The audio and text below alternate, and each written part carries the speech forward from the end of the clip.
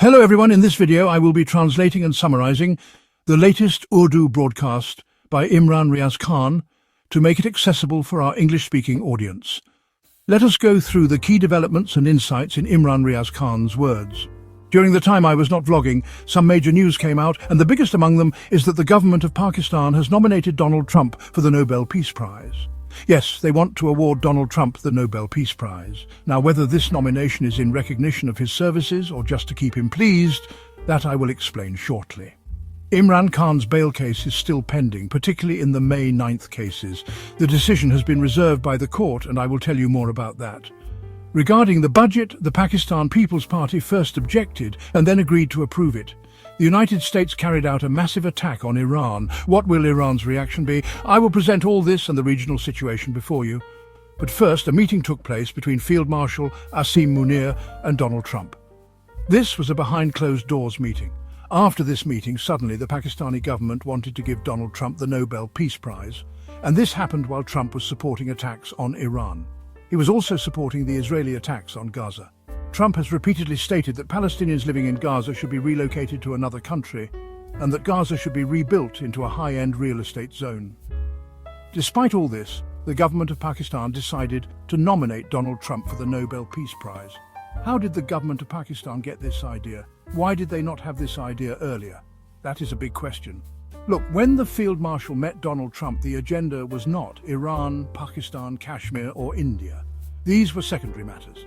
As I told you before, the main agenda from Pakistan's side in the meeting was how to please Donald Trump, how to win him over. That was agenda number one. No other issue had priority.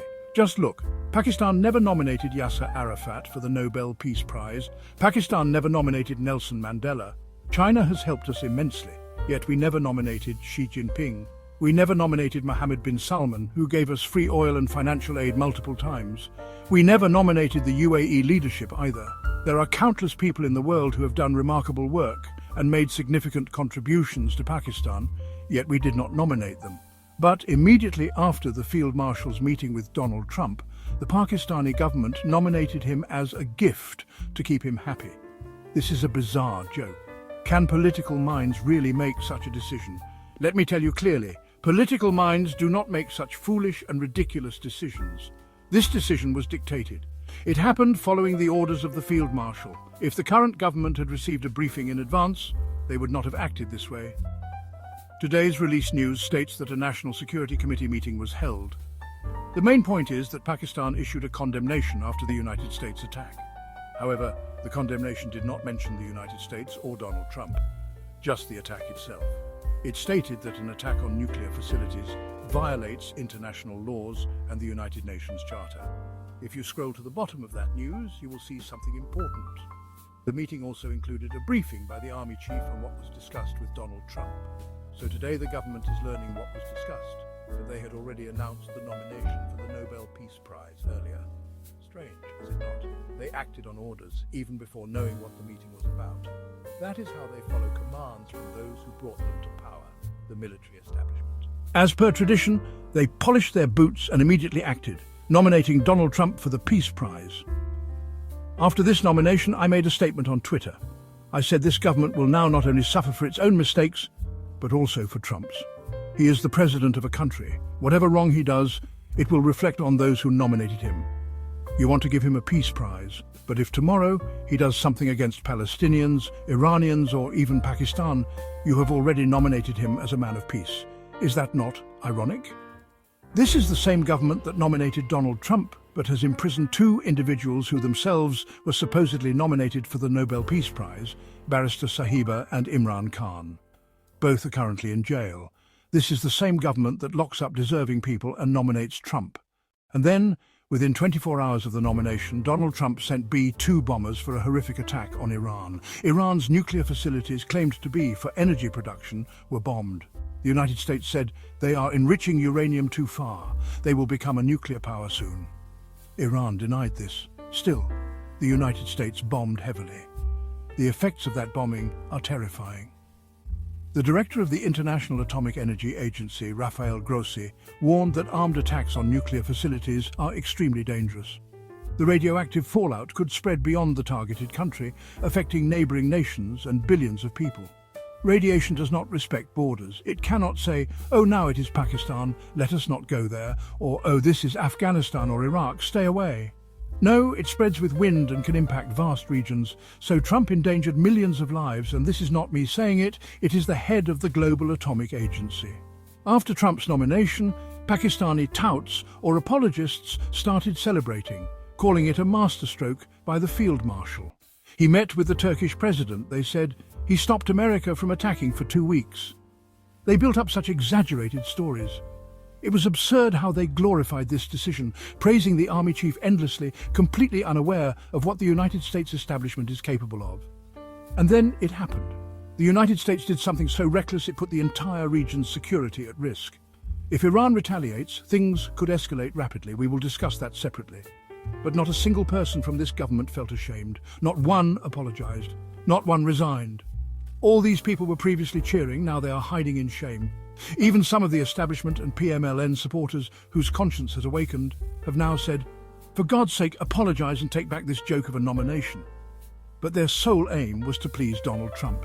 It had nothing to do with peace or justice.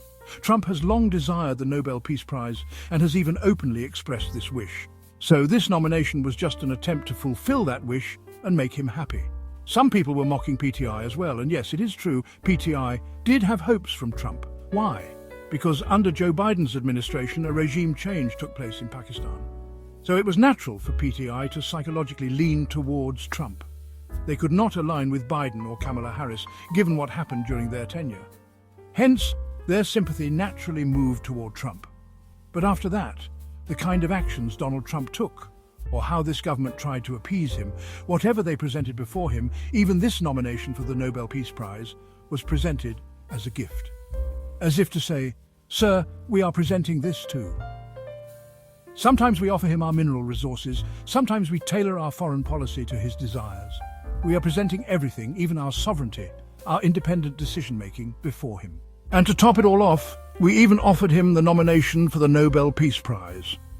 I've never seen a government so low, so weak, so cowardly in my entire life. Just to make Donald Trump happy, they went to the extent of angering Iran, our neighbor. Donald Trump is only here for a 4-year term, possibly his second. After that, he will not be around. But Iran will still be here. And the Iranians will remember that when Donald Trump was attacking Iran, the Pakistani government nominated him for the Nobel Peace Prize. The whole world knows the United States was involved in those attacks. Now, some people are trying to defend this, saying Pakistan did it as a tactic, a clever move, to calm Trump down, thinking he might refrain from attacking Iran as a result. What nonsense. If that is your strategy, giving Nobel Peace Prizes to stop wars, then go give one to Netanyahu too. Go give one to Moeed, give one to Putin and Zelensky to stop the Ukraine war. Why not dig up the former United States president who ordered the Hiroshima and Nagasaki bombings and give him one too? This is not how wars are prevented. This is only a ploy to earn favor, and that is exactly what this government tried to do. Now, viewers, let us talk about what Iran might do in response. Pakistan has officially condemned the attack. The National Security Committee stated it was dangerous and a violation of international law. But notice, they did not name Donald Trump. They did not name the United States. They just said, we are in contact with both parties, referring vaguely to the United States and Iran. They deliberately avoided a direct condemnation of the United States because appeasing America is a compulsion for this government. They believe that no matter what oppression they commit, as long as America does not intervene, no one can stop them. But remember, my God, Allah, is far more powerful than America. When divine justice comes, no one can save you. The public will punish them so severely that even their descendants will remember how cruelly they treated the people of Pakistan for so long. Now, as long as Donald Trump continues to make mistakes, this government will remain entangled, because they have taken a bizarre and reckless step. If they now revoke Trump's nomination for the Nobel Peace Prize, they risk angering him. But if they do not revoke it, they will continue facing humiliation at home and abroad, which they already are. Viewers, America carried out terrifying B-2 bomber attacks, and Iran has declared it will retaliate. Iran claims the United States has escalated its targeting. Keep in mind, the B-52 bomber has long-range capabilities. It can fly from the United States, strike anywhere in the world, and return without needing to refuel. It's not like other aircraft. It can destroy underground bunkers and cause deep devastation. America claims it has achieved its military goals, but Iranian and Russian experts suggest otherwise, saying Iran's nuclear facilities remain largely intact and the damage is not as severe as claimed. So the question now is, will Iran retaliate? What options does Iran have? In this region, almost all United States bases are located in Muslim countries, and most of these countries have condemned Israel and issued statements in support of Iran. So will Iran target United States bases in these countries? So far, the United States has not used those bases to attack Iran directly. Iran may prefer to avoid dragging neighboring Muslim countries into the conflict. It may aim to minimize regional fallout and keep those countries on its side. There was a controversial statement from Marco Rubio claiming all Muslim countries are secretly supporting the United States while publicly condemning it to appease their people. That could be political manipulation to provoke Iran and escalate the situation further. Iran might end up attacking a United States base in a Muslim country, giving the United States an excuse to escalate. Let us see how this unfolds. If the United States does not stop, Iran certainly has options. This situation is unpredictable. It is war. Iran could block 20% of the world's energy supply, which flows from that region. That would disrupt global oil and gas supplies and drive up prices worldwide. Iran's missile stockpile has proven alarmingly effective. It has already launched over 20 missile waves, first one wave, then another, then a third, and it has successfully hit targets inside Israel. Israel, despite heavy retaliation, has not been able to stop all of Iran's missiles, a new success for Iran compared to the past. Iran is maintaining pressure on Israel. There are also reports suggesting Israel now wants a ceasefire, but Iran may not be ready to agree, especially given the heavy damages and the United States attack. The Iranian public is pressuring their government to respond, and historically, Iran does respond. I believe Iran will retaliate somehow. Exactly how, we cannot say for sure yet. Now let us shift to Pakistan's internal situation. First, the bail decision for Imran Khan has been reserved. This pertains to the May 9th cases. There were around 8 cases, and his bail petition was being heard in the Lahore High Court. But the decision has been withheld. As you know, a reserved decision means it has not yet been announced. The court staff said the verdict will be delivered tomorrow. PTI supporters will likely gather at the court, another test for PTI and the judiciary. Let us see if the decision favours Imran Khan. Everyone knows that during the May 9th incidents he was in jail, illegally detained. So how could he have orchestrated those events? Another news update. An audit report has revealed massive irregularities and mismanagement in Punjab, roughly 1 trillion rupees worth. This does not mean all the money was stolen directly, but much of it was lost to corruption and irregularities. According to media reports, this mismanagement occurred during the tenure of Mohsin Naqvi and Maryam Nawaz. However, the current information minister tried to shift blame to Pervez Elahi's era on social media. But the facts suggest otherwise. It was under Naqvi and Maryam Nawaz, both of whom are favoured by the military establishment's top leadership. And lastly, let me share something amusing before I go. Bilawal Zardari finally decided that he will support the government's budget.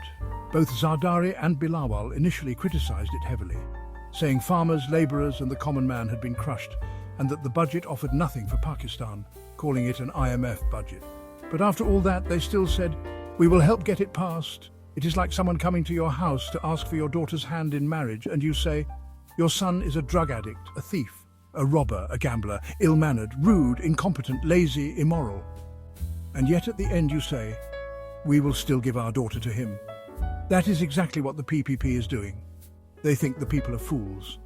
Every injustice happening in Pakistan today, from the theft of electoral mandates to the economic destruction and forced servitude of the people, Nawaz Sharif and Zardari are equally responsible. Whatever PMLN did, the PPP has done the same. They are both partners in this crime. That wraps up our translation of Imran Riaz Khan's video. I hope this English version helped you understand his message better. Please like, share and subscribe to Awami Lens to help our community grow. Do not forget to leave a comment below and let me know what you thought of this effort.